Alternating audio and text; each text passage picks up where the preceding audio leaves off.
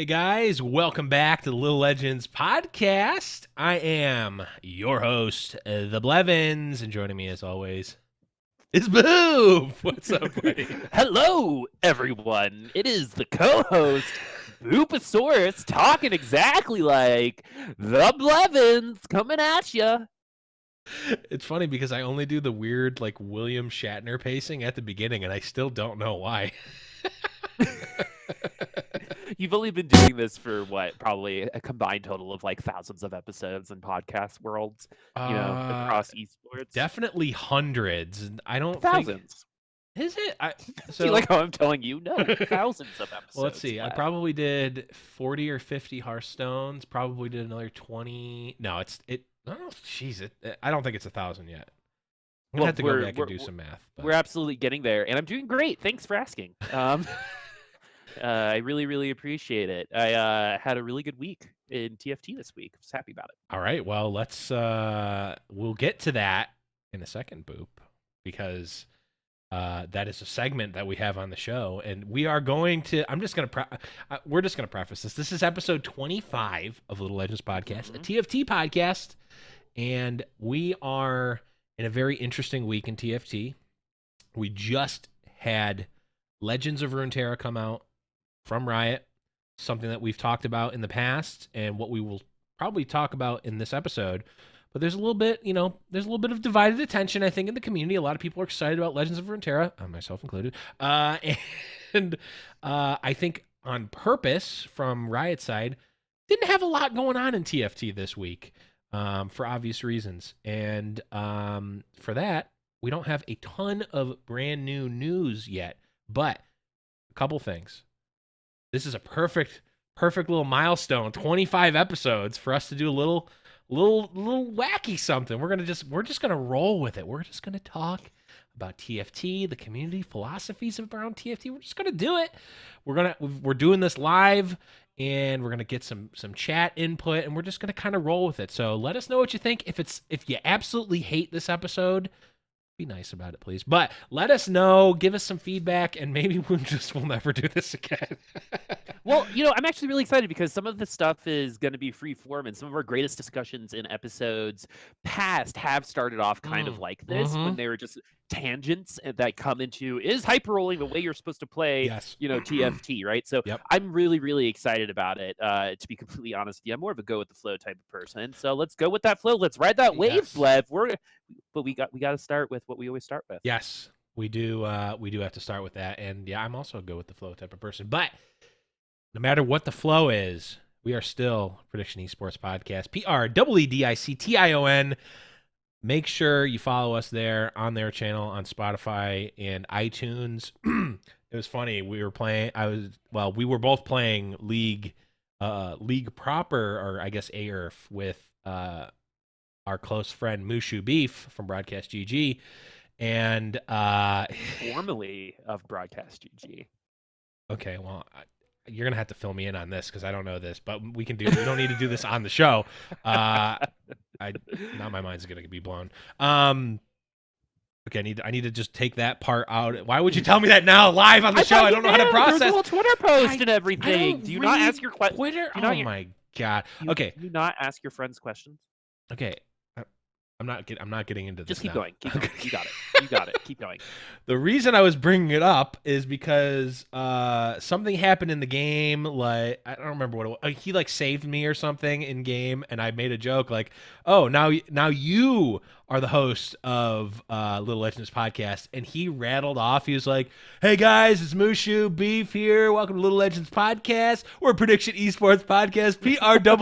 I'm like, I was blown away. I'm like, he actually listens, and I actually sound like an idiot. But you know what? I love it. I absolutely love it, and I'm not gonna stop. And that right there, that little like interaction, sold it for me more than anything else. So, yeah. By the way, yeah, and I would love if you guys have impressions of us, or if you guys just want to rib us, feel free. Yeah, you know what? Talk as much crap as you want about us on the Discord channel, discord.me/Little Legends Podcast. It is the place to be. It is popping. We got all sorts of discussions.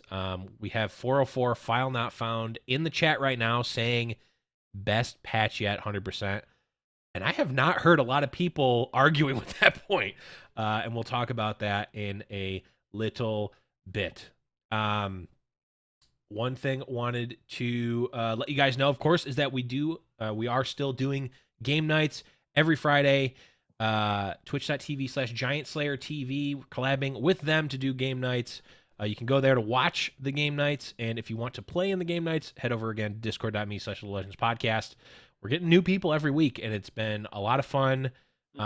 People are messaging us all throughout the week. Hey, how do we play? How do we play? Just join the Discord, tag us, send a message in the game night chat. We will get you in. If it's not the game we're playing right now, we'll get you in next. I'm trying to rotate people in who haven't played, so you're not sitting out forever.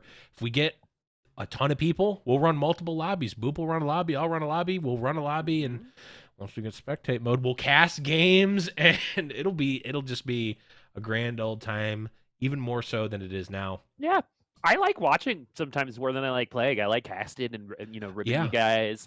It is fun. Blev's still not scouting. Not scouting. Still Boomer not scouting. APM. Yes, some things never change. But yeah, please join us. It's really, really fun. And if you're like kind of scared to go into a group of new people, just remember that we all were new at some point, and this is such an awesome community, just in general, not just ours. Ours is pretty awesome, but I found that the TFT community at large are always welcoming people with open arms. We want it to grow, and so please come and play around with us, because a lot of the memes you hear out of context on the podcast, the context is. Yeah, and Hail Gluten, right? The context is a part of those game nights. And we have giveaways. We have a lot of other ways to interact with you guys. And we're going to be doing a giveaway with the new League art book here soon. Ooh. So definitely look at that. I don't know. It might be a podcast Twitter. It might be a game night thing. I still haven't quite decided. You, but all of that is just us saying, please come join us. We want to meet everyone in this community. We want to meet all of our supporters. And that's the easiest way to do it. So please, it is an open invite. Yes. And just remember, if you're ever feeling down about how you're playing, or if you don't think you're good enough, just remember, I am going to be in every lobby, so there is a really great chance that you're not going to get last. Don't sell yourself short, because you're a challenger game night player. You know that. No. Jimmy the Shovel is the challenger game night player. That is true. I am merely although according to Frodan from last week, I am a future challenger player. So just putting that out there. All right, cool. Let's move on. How was your week in TFT? Oh, my week has been good but slow. I have not actually physically played a ton of games. I did get back to Plat 1 though, which is good. Nice. But it's been on the slow grind. Like, I'll play a couple games, I'll get like a fourth, and then I think I got a third or something to get back in. It feels really good. I mean, I am I like to channel my inner Bemmy and play lights a lot. Berserkers are still good. Inferno Shadow, like that whole like world Inferno Shadow's been fun. It's really good. It gives you so many different options to go in. 'Cause it's like, do you do the Rangers package? Do you do like, you can go Rangers with Twitch and not Inferno? You can go 6 Shadow. You can go 6 Inferno. There's so much stuff you can do. Do you want to hear a crazy statistic? I absolutely do. 99.2% of people who complete the Poison Ranger build make it to the top 4. 99.2% of people who are using Blitz, the app, right, who are able to get Poison Rangers going, will make top 4 99% of the time. So is that 3 Poison, 4 Ranger? Yep. So it's like Twitch, Mundo, Kindred, Varus, Ashe, Amumu, Singed, Tarek. And I'm missing Tarek. and Tarek. So you got Wardens, you got I believe Crystal. that actually.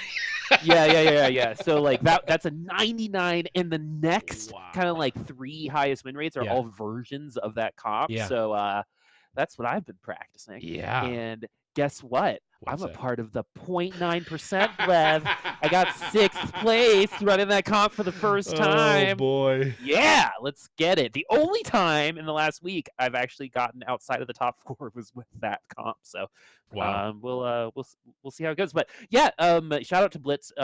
you don't really need it as much anymore because of the UI changes Mhm. in the game, and it's a little beefy when you're in game.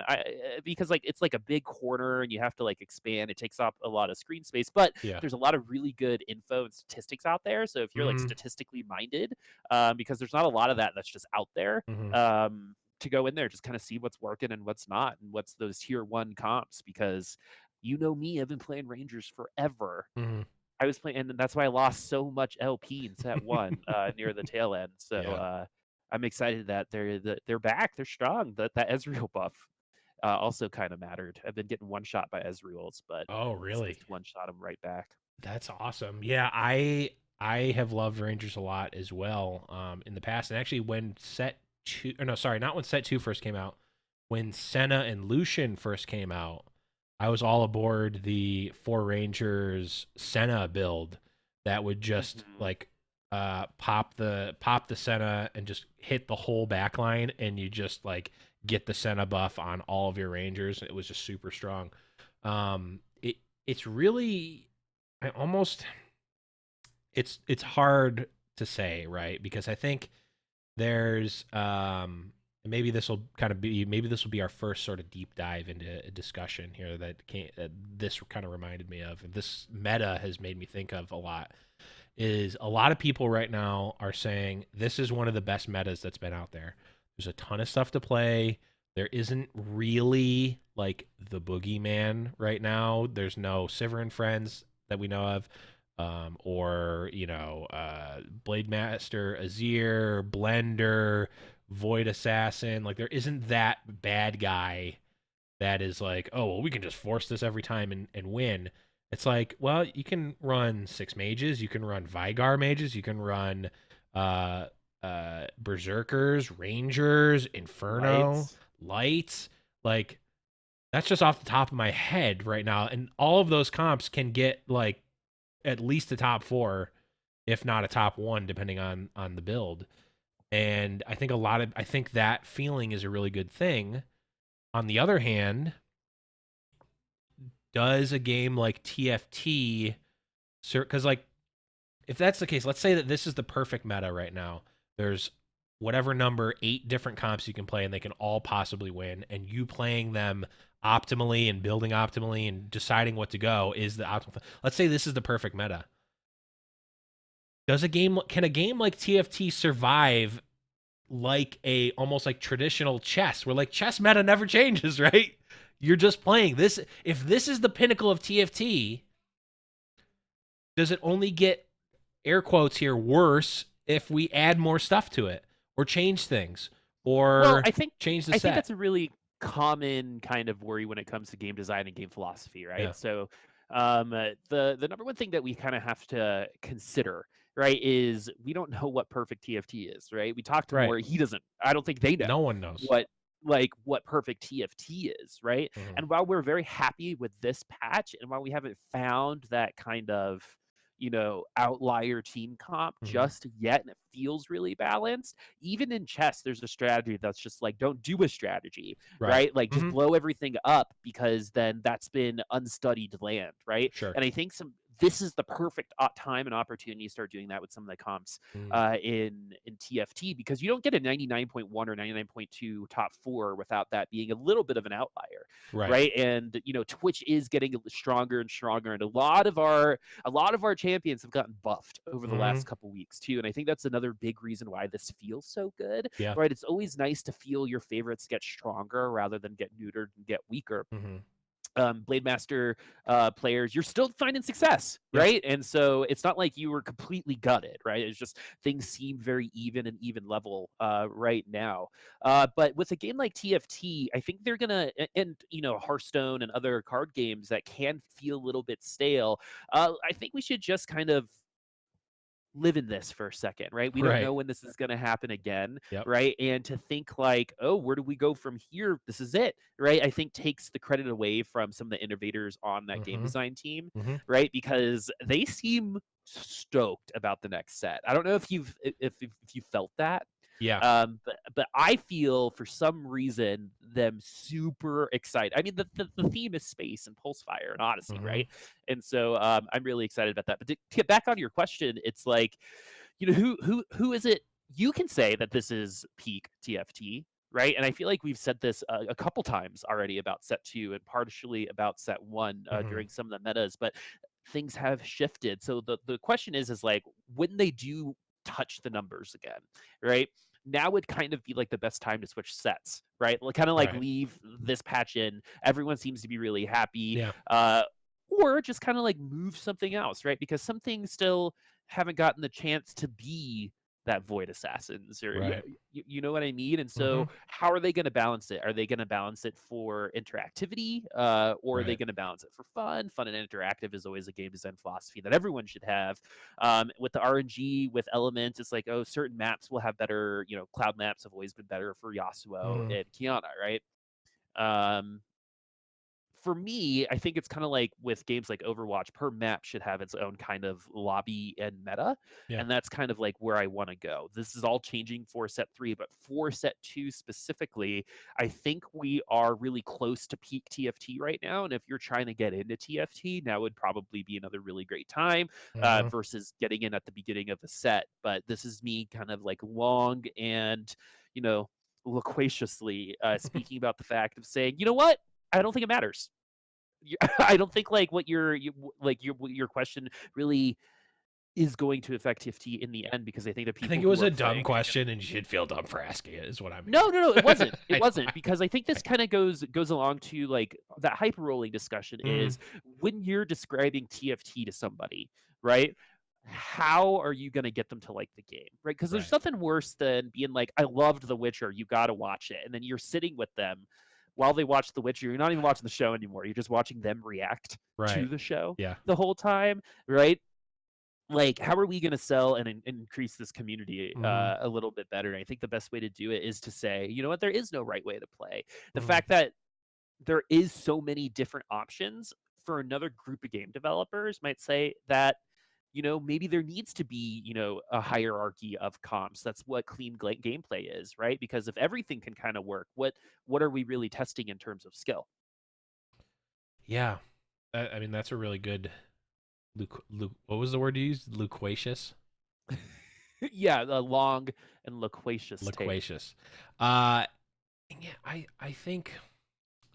I mean, there's always that pull in modern sort of gaming and society of, do we take some? I mean, the most recent example I can think of is a game like Smash Brothers Melee, which came out, what, 15 years ago, 2005. I don't even know. It was before 2005, 2003 or something like that. It was probably before 2001. Whatever it came out a long time ago. Um, and it was on the GameCube, so no patches for at least Melee proper. Um, and as recently as last weekend, there was a super major tournament with tens of thousands of people watching, thousands of fans, people going crazy, and like the meta is still, as weird as it sounds, the meta itself in Melee changes 20 or 15 or 20 years after the game came out. Like you look back at some of the old pro videos and it looks like a baby is playing compared to what someone like Mango or Leffen or Zane is doing now. You look at like Ken is like one of, actually Ken, I don't remember if we mentioned it in the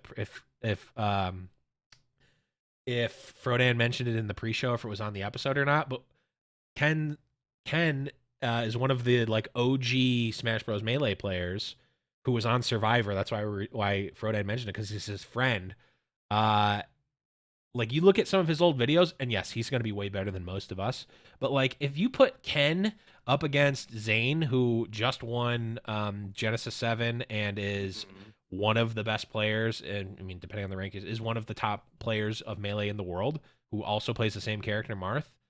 I don't think that it's going to be close. Like even if you take Ken at his prime versus Zane now, I don't think they're playing the same game. It's kind of like baseball or any of these other traditional sports. It's like the game rules do kind of change sometimes, but at a high level, the game doesn't change, right?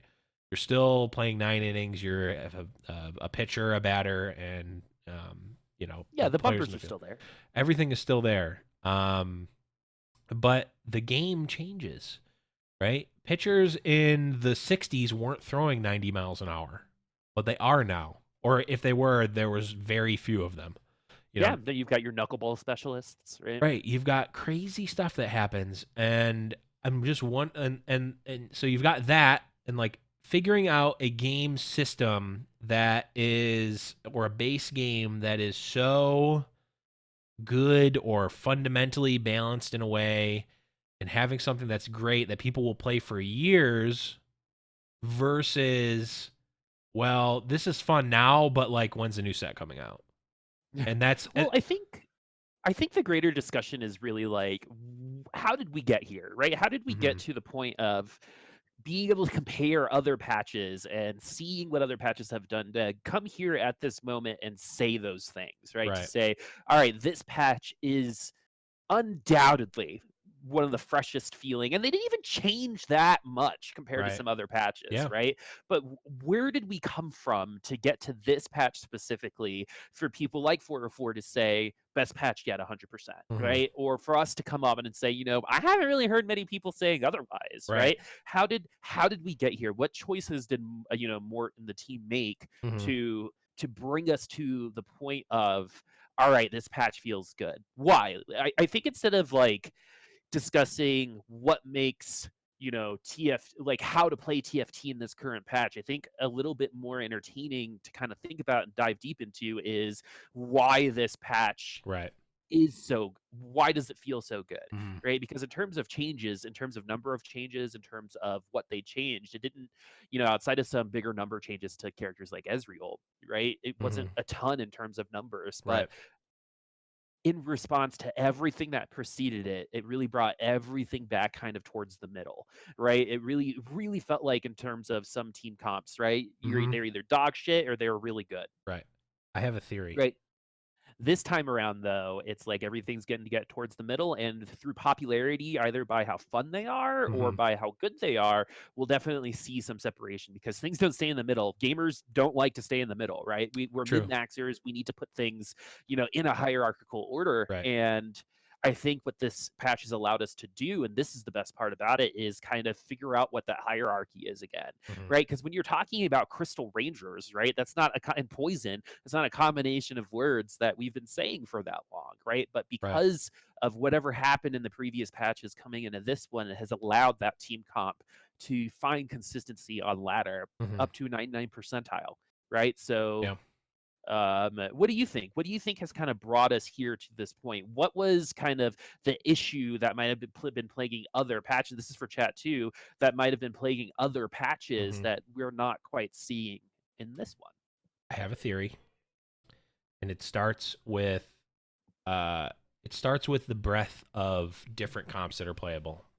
Like we mentioned, there's probably a half a dozen at least A plus tier, A or above tier comps that you can play to get a top four relatively consistently. If you play them, if you itemize them correctly, if you build them, all the fundamentals, right?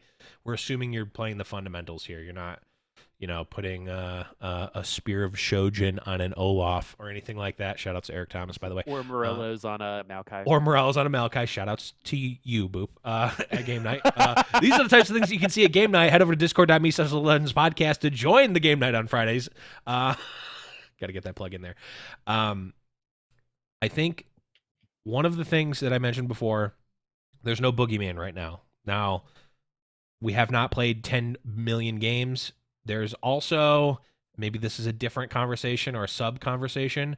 There's not a high level competitive incentive to be the absolute best right now. There's, I mean, you see this well, you here's the thing. Okay. I'll go into the sub. We're gonna branch off into the sub conversation here, for competitive with something like Magic the Gathering, which again we've talked about. TFT feels a lot like a card game in a lot of ways. There is always, or at least for the past 20 something years, there has been a competitive scene that incentivizes you to win, whether it's just the Pro Tour or Grand Prix or anything like that. There's always been a competitive scene that will, if you are the best player in the world, if you build the best decks, if you play the best, you're going to be rewarded literally financially with that. Winning tournaments, going to the Pro Tour, winning money, all that stuff. If you can crack the code, if you can be the best player in the world, your reward is literally tens, if not hundreds of thousands of dollars. Okay? That doesn't exist right now for TFT.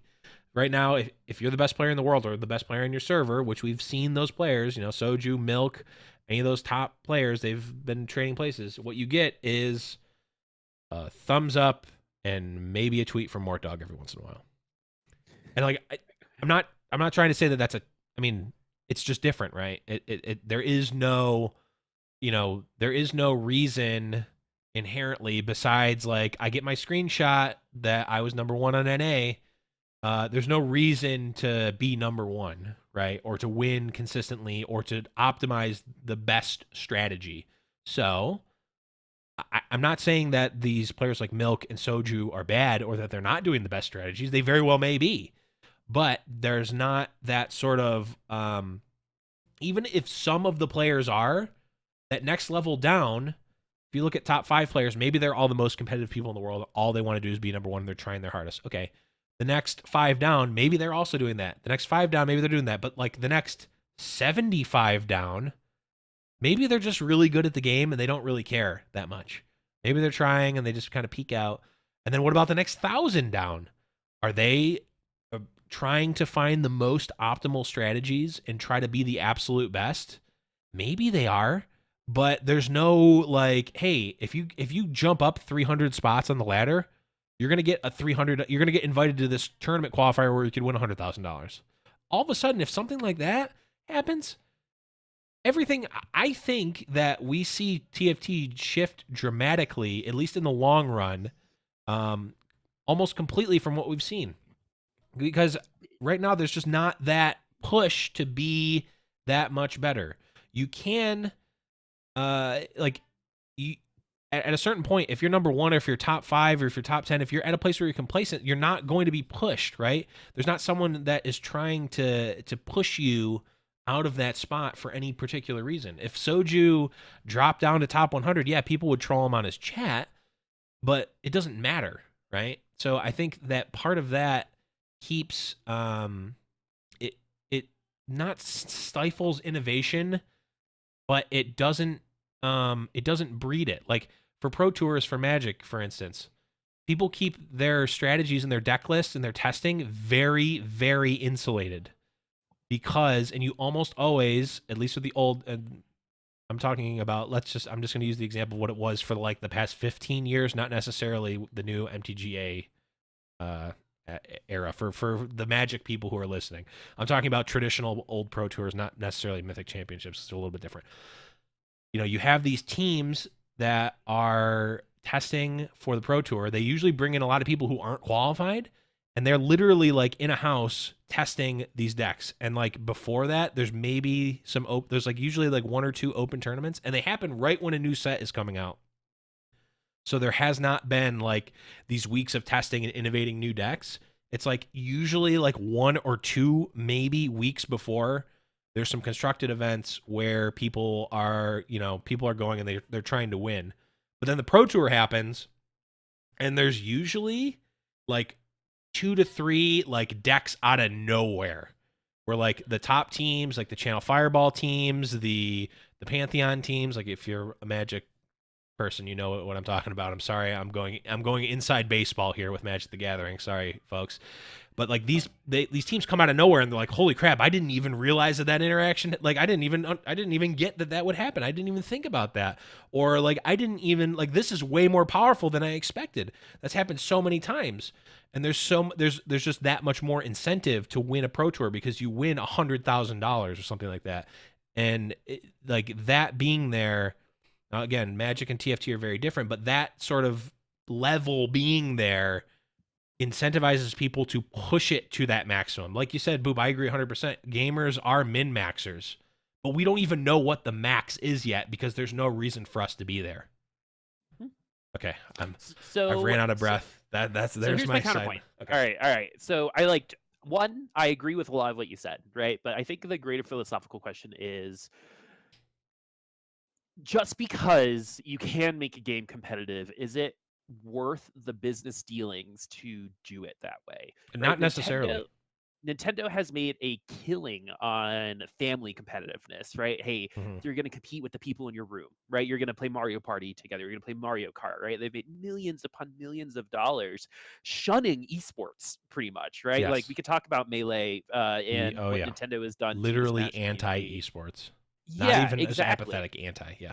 And so why would a company decide to move away why would a publisher more so decide to move away from potentially a greater market opportunity, right? What is Nintendo thinking in that sense? Well, their money isn't made in Right. esports. Their money Mm-hmm. is made in selling their titles and selling IPs, Mm-hmm. right? Getting Mario licensed in this thing in Japan or in this thing in, Chicago. They have Right. to pay that licensing fee, right? Mm-hmm. That's where they're making that money.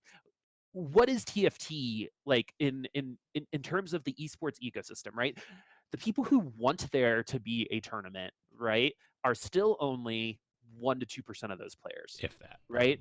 probably. And in terms of, hey, if you are over this certain ranking, right, then the whole thing is just like, all right, where do you stop? Where is that line, Right. right? Are we going to have a tournament of 2,000 people all of a sudden?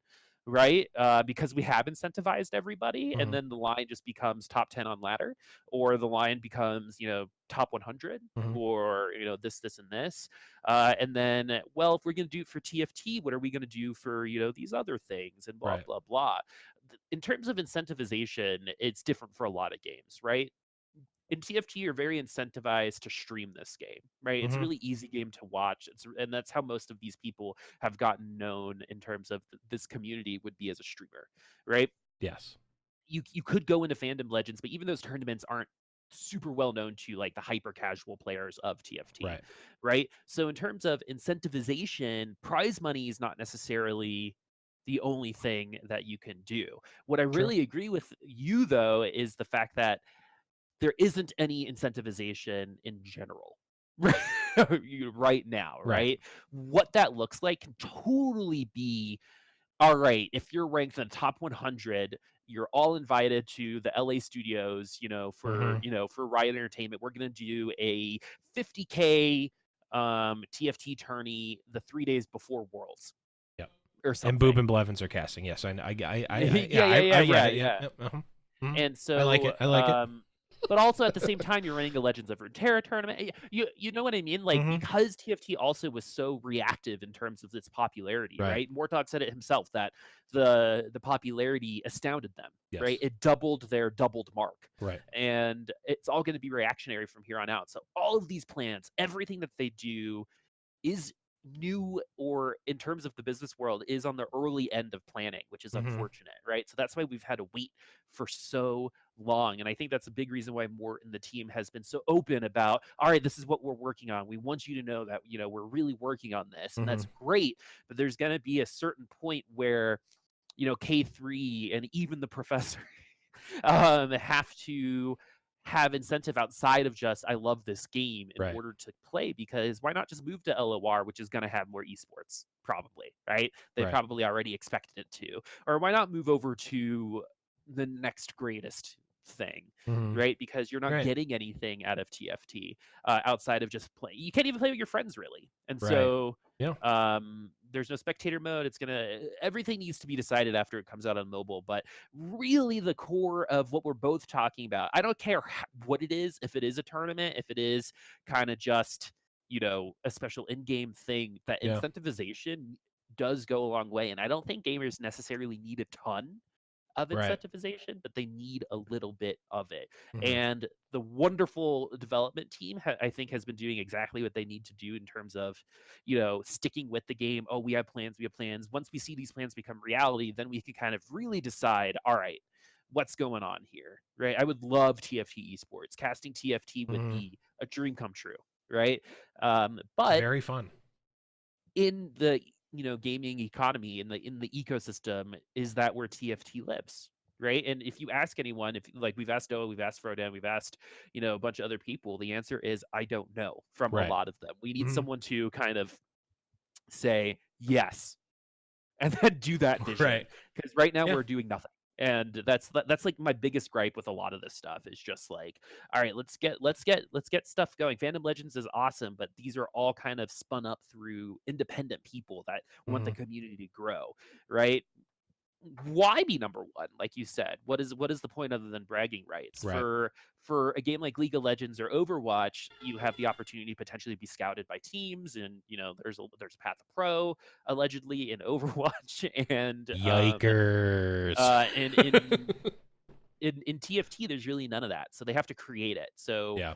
part of it is our community saying, all right, these are some ideas, and being okay with some of those ideas being rejected, because you know what, that's just an idea. In practice, it might not be as good. Kind of like Doa's and Deathblow's.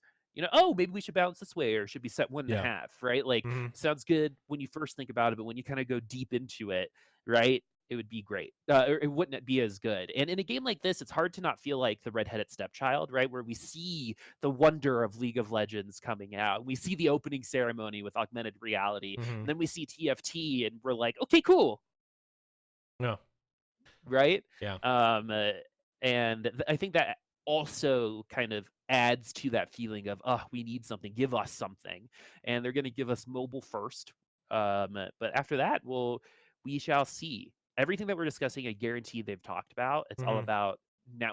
Now is the time to pull the trigger. TFT is going to Right. enter a kind of 6-month period once mobile comes out, Yes. where we'll know all of these answers probably within that 6-month Right. period, based off of how the devs and how the marketing and the esports teams all kind of decide how to do this. Hmm. Um, but you're right. In the end, incentivization needs to be a big part of any competitive community. And in order to maintain that community, how are you going to keep people within that world? Because Hmm. even with some of the streamers, with Toast or Skara, there's nothing keeping them from just playing Battlegrounds, Right. right? If they like it a little bit more, uh, Yeah. there's because why not? So, Right. how do we keep people playing TFT? I'm open. I don't have any ideas, but I like playing devil's advocate and telling you why things are bad, but also, really explaining, like, hey, it's really up to us too. If we have ideas, like, please share them, Hmm. right? Because I'm sure they're going to be looking for free work anyway. Companies love that. And But boy, do we love doing free work. in terms of like these discussions, right? Have them with your friends, have them with us, because it helps everyone in the end. Because what do you want? Right? We have, Professor in the chat right now that's like, oh, we would love an annual TFT tournament, but would someone like Hafu, agree with that sentiment? That's kind of like where I'm at Yeah. with that in terms of that conversation. Yeah. I mean, I think, yeah, the answer to that question is certainly nuanced, and there's a lot of different possibilities there. The one that jumps out to me is the kind of like Clash for League of Legends, where it's just like in-game tournament. They do it. I don't know how often. I know almost nothing about Clash. Once a quarter, once a year, twice a year. I don't know. Um, in-game thing. You play at certain times or whatever, and I don't know. What do you even get from Clash? Do you get like what is Oh, if you you get win like you everything? get an orb, so you could get like a skin maybe, and then Okay, so you just get in-game stuff. That's and cool. then you get like, yeah, it's just in-game stuff, and you get like a little trophy that shows up on the rift if Oh, okay. if you've won a trophy, That's pretty like sweet. I have in Clash. Nice.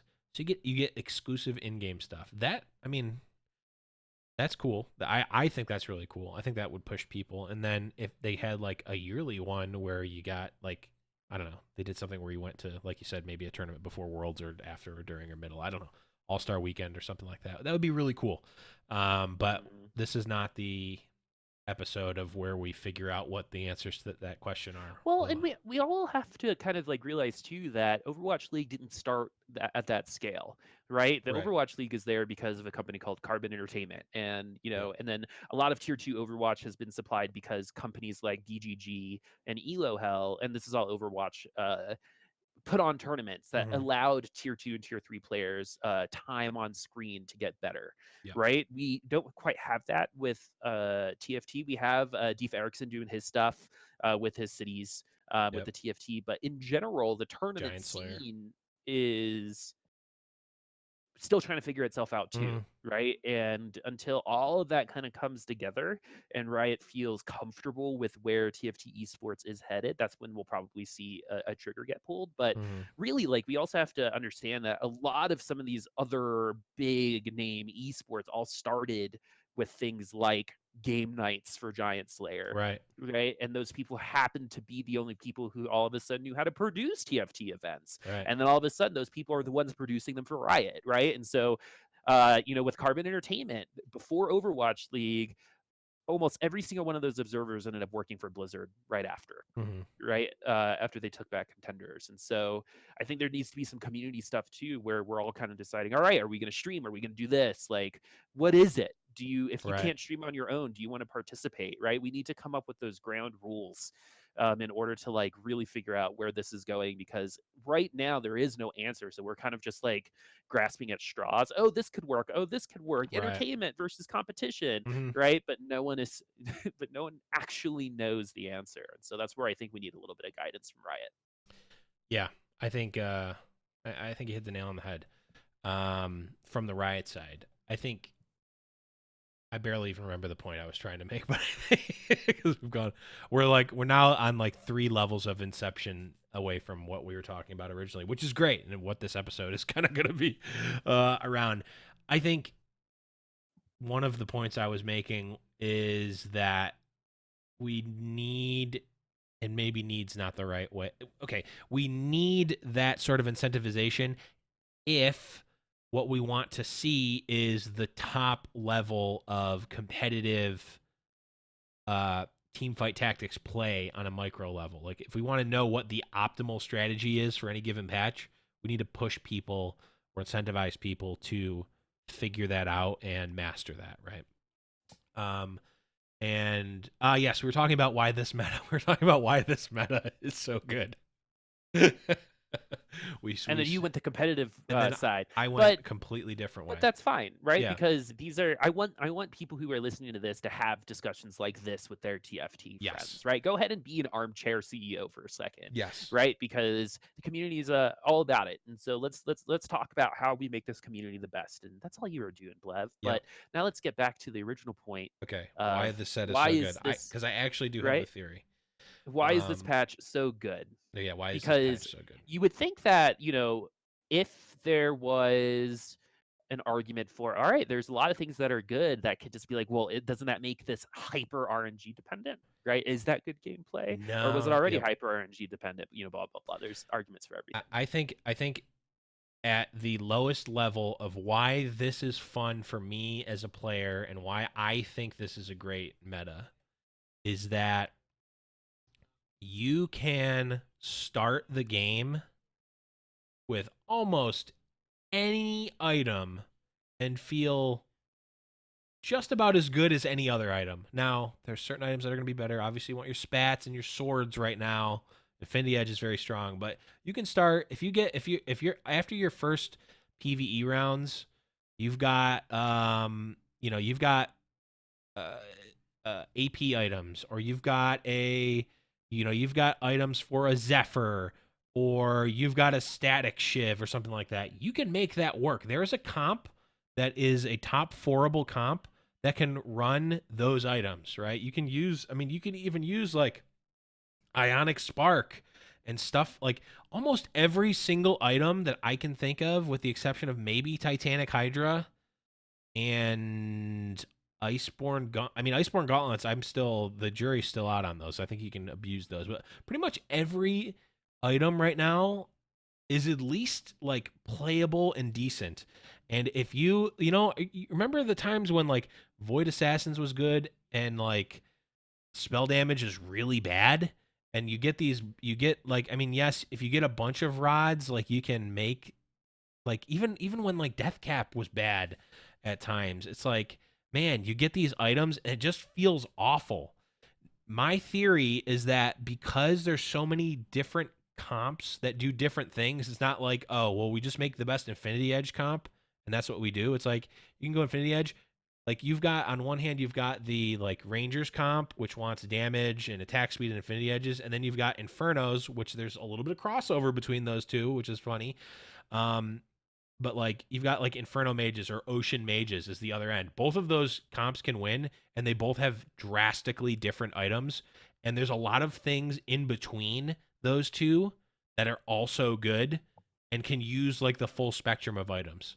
One of the worst feelings in this game is just being at a point where you're just like, well, I just got these terrible items. It doesn't matter what I build, I'm gonna lose. I just got 6 chain vests. What am Right. I going to do with these? And I think you can No. play that right now, And I think that's actually. another reason why this is so refreshing is every lobby too has variety, right? Yes. At the end of set 1, it was the same couple comps every Oh single time my, in the top yes. 4, Yep. right? It was, Jinx shapeshifters, Brawler. brawlers. Yep. Yeah. And then this time around, because of the lobby or even just the element that's on the board, Yeah. Infernal Shadow might be better, or Right. Cloud Assassin, or Mm-hmm. Ranger Poison, Mm-hmm. or something. Even if you have like Poison Predators, which is not according to Blitz, tier 1 build right Right. now, right? You could still top 4 on that, no problem, if you got your Still win Ludens. theoretically, yeah. Yeah, exactly, because the lobby might push it out that way, and I Mm-hmm. think that for me is one of the biggest reasons why this feels so Mm-hmm. good is I'm seeing comps, so potentially 6 different comps in a lobby now, Yes. right? And I'm really seeing how they interact with each other. And yes, the fat will separate, Yep. but in terms of what we're seeing right now, it's been really fun because I enter every single lobby thinking that I can win that lobby, right? Yep. Because if I know my macro stuff really well, oh, these items are best on these people. Yes. If I'm going Yes. Rangers, then I need a Giant Slayer and maybe a Hurricane or a Static Shiv, right? Mm-hmm. On my Ash. Um, you're going to place higher, right? And now Mm-hmm. it's been, I think, even harder to play well because you're presented with your first couple packs and you're like, all right, where am I going to go? Yeah. You know what I mean? And so Yep. it's all about knowing like the basics of TFT. And I think if you really know those, you're going to find much more success in a patch like this Mm-hmm. than a patch like, okay, we need to get this comp, right? Or we need to Yes. high roll right now, or we need to do any of these things. Like right now, I think really tests the basics of TFT. It really tests your just inherent knowledge of the macro game and how Mm-hmm. what is on your bench and board is going to interact with everything else, right? And that you're gonna lose against this comp, but good luck to you because right now they're in 7th and they're Right. weak against every other comp in this lobby, right? That is peak TFT, and I think that's what we've been searching for, and I think we're Mm-hmm. really close to having like lobby dependent metas, which Yes. is exactly what we in a perfect world what it's going to be. We'll see how long this lasts. Right. I don't think it's going to last forever, No. maybe even for the next couple days as people really find out, because numbers don't lie, right? There is gonna be a comp in terms of numbers that's gonna be more successful than the Mm-hmm. others. But I think the mid tier kind of like reaching comps and like those, everything from tier 2.5 to 1.5 can still win your lobby depending on how good your macro game is. Yeah. And the other thing that doesn't it isn't captured by the which comp won the game at the end on Blitz is like, well, what was that person playing in the mid game? What was that person playing when they were level 6? What items and units did they build in what order in that game? You watch someone who is just an absolute master at transitions, like Crowan, who just has just like galaxy brain. Like I'm pretty sure there's no afro there. It's just brain and it keeps growing every time you see it. That's why he gets better and better over time as his afro grows. It's just his brain growing outside of his head. Um, he's a master of transitioning, and he's the type of person that knows when to sell a tier 3 unit. Like, in the rare instances where that is correct, he is not only knows when it's right, is able to pull the trigger and do that in transition. So we may see something like Inferno Rangers or something like that be at a 99% win rate. But that's when it's winning the game when there's only 2 people left, or sometimes 3 if there's the weird like 2 people die in the same round.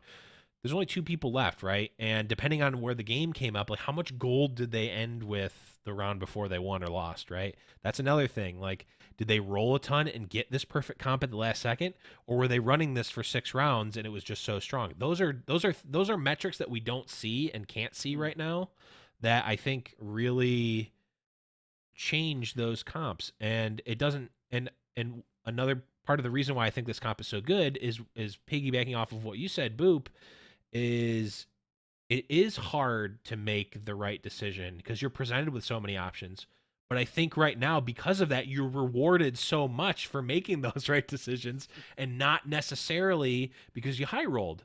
You're presented with a lot of really good options, but you need to optimize those because everyone else is also being presented with those options. So you need to make the right option more often than your When opponents, and that is skill rewarding and feels good in a lot of ways. when something bad happens, I want to be able to look back on it in my head and say that was my fault. Yes.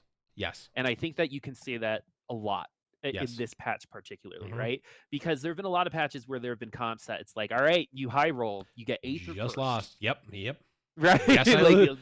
Guess I there is die. no middle. You're either gonna get wrecked or you're gonna win the lobby, Yep. right? Mm-hmm. I think Poison Preds kind of got there, Yep. right? And so you but now you can say, oh, you know what? I should have rolled to 10 instead of 0 Mm-hmm. there because I was reaching for a tier 3 unit when if I just waited 2 turns, I would have had 30 extra gold Yep. to roll, right? And to be able to go back and blame myself rather than, oh, just didn't get the packs I needed, Yep. right? I really appreciate about this patch too. Yep. I think you hit the nail on the head there. I think that's really good. I think that Thank you. at the end of the day, like that you can kind of extrapolate that out to there's a lot of really good comps right now because they buffed a lot of the units, which means everything is kind of better. Even if comparatively they're worse, they're still strong enough to get there. It doesn't feel like the power disparity between like S tier comp and like A minus tier comp or B plus tier comp doesn't feel as big as it has before.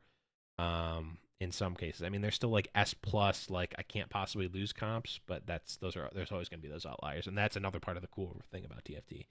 But there's no boogeyman, there's no Sivern friends, there's no blender where it's like, well, I got the spat, I'm just forcing it. I'm not making decisions. The only decision is, do I sell my entire board in int for 3 rounds to get extra gold? Yeah, what are you gonna do with all Or those woodland druids, right? right. Like you have to really think about it. Right. Man, do I take the Nico or do I also take the Nico no matter what and sell the rest of my board? Like there's no real decision there. It's not really necessarily a flex of skill. It's a flex of knowing what the rule is and following the rule. Like it's not like when Void Assassins was out, Nature's BF, who by the way played in the Giant Slayer TV Fight Night, which happened last week. Um, Shout out to Boo Boo Boosh, who's now 2-time champion. Nature's BF wrote a guide that you literally could follow to the T, and I did multiple times. Like from the second that you get the spatula on the opening carousel, you follow these exact 12 steps, and you are going to get 4th or higher, even if you somehow botch it or your opponent high rolls. That worked for me an astounding number of times. And the times that I didn't get top 4 was because I messed up one of the steps or I got greedy and I let my gut make the extra roll when the rule said you need to stop at 20 no matter what. Even if I'm like, there's no way. It's not going to matter. And then just boom, dead. No. Follow the rule, get the reward. And it doesn't feel like that's there right now. So Yeah. take that for what it's worth. Oh man, I'm looking at my face on the stream right now. I'm like, oh, why do I look so different? My glasses are different, Blev. I feel good. I like them. I think they look great. Thank you. Appreciate it. Gotta go with the pedo glasses. They're in style right now. I wasn't gonna say it, but I was sure thinking it loudly. We're taking it back. Anyway, the glasses, not the pedos. Anyway, we're gonna edit that out. No, we're not. So you guys all know what I mean. But yeah, I think like as for today, I think I've talked about a lot of the things that I kind of were on the tip of my tongue or like the tip of my brain in terms of, all right, what are some things that we like need to talk about, right? When Uh-huh. you're kind of with your significant other and you're like, you know what? We've been fighting a lot over the last couple weeks. We need to talk about Wait, something, have we been fighting? right? Am I Um, offended? you don't know, but I have been. Oh, okay. Oh, Yeah. okay. Things made so much more sense to me now. That's why you can. That's why Uh, you keep getting swatted. you Um, threw in that ARF game that we played, and I will never let you. yeah. What about you, my friend? Any closing words? um, I think my closing words are as such. I am very happy with where the game is right now. I think that everything that's happening with TFT right now in terms of the set is good. I think it's in a healthy place. I think people are having a lot of fun. I think Legends of Runeterra is a different game for a different set of people. I think people can like both. I'm going to be one of those people that play and like both. I obviously have a podcast for both, so I'm going to be following both of them. And I think some people are going to like one more than the other, and that's fine. It's exactly what Mort Dog sort of echoed in when we posed the question to him is like, hey, you know what? Legends of Runeterra is going to be the new hotness when it comes out. These aren't his words. These are me paraphrasing and editorializing. Legends of Runeterra is going to be the new hotness when it comes out. That's great. In a couple months, set 3 is going to come out. And let me tell you, I'm always going to jump to the new thing, and I'm going to be super, super in on set 3 because I think it's going to be super cool. I'm very excited for it, just like I'm sure a lot of you are. And Legends of Runeterra is still going to be there, and I think it's going to be this sort of ebb and flow for people who want to do both. And if there's people who are listening to this podcast that like Legends of Runeterra better, don't feel bad about it. Listen to both of the podcasts, you know. And I think it's going to be completely fine. Hey, you know what? We're not binary creatures. We can play more than one game, you know. And you can take breaks and you can just do whatever makes you happy. If it's Legends of Runeterra, that's great. If it's TFT, that's great. Show up, just come and play fight night and have a good. Don't even play. Just come to fight or sorry, come to game night and just chill and have fun. Doesn't matter what you play or what you like. We want you to be in the community. We want to see you there, and we want to interact with you. Let's do it. No, any other closing words, Boop? Fury Horn tastes the best. Fury Horn. It's clearly That's it. Fua. It's clearly Fua. Although I don't know the cracking open that Kinder egg. I just want to know what's on the inside of that Kinder egg. I think it would taste pretty good. But that's gonna be the end of our sort of impromptu episode 25. Maybe on episode 50 we'll have something even weirder and more experimental. But we are going to be back next week talking about whatever news comes up. We'll probably have a new patch by then if my calendar is correct. I believe we'll have a new patch and more stuff to talk about next week. But that is going to be it, guys. Thank you everyone for listening to the show. Again, best place to find us and find everything is going to be at discord.me/Legends Podcast.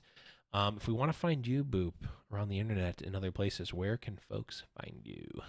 At Booposaurus Rex on Twitter. I actually have a bunch of stuff set up for my stream, so I'm gonna start doing that. And I think I'm gonna be focusing on some TFT League of Legends stuff. Yes. So hopefully in the next couple weeks, Finally.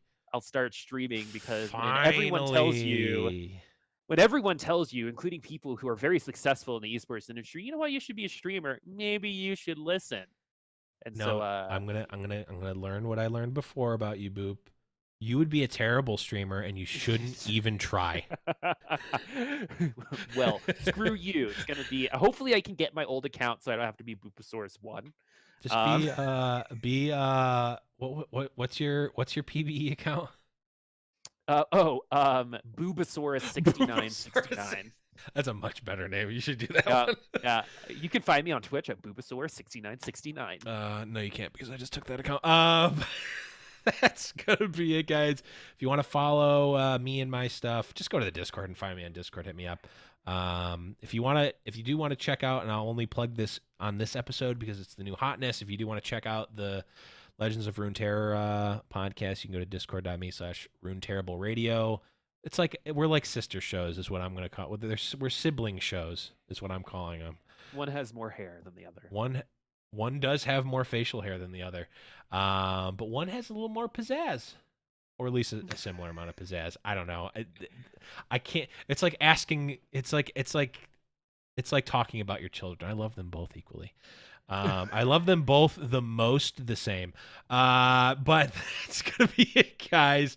Check us out on Discord, discord.me/Little Legends Podcast. That's where everything is. All the links. You can find us directly there. If you have any questions or anything, hit me up, bug me, tell us how much you loved or hated this episode, and all that good stuff. But that is going to be it. Thank you, everyone, for listening. We'll catch you guys next week. Little Legends Podcast. Bye-bye. Bye.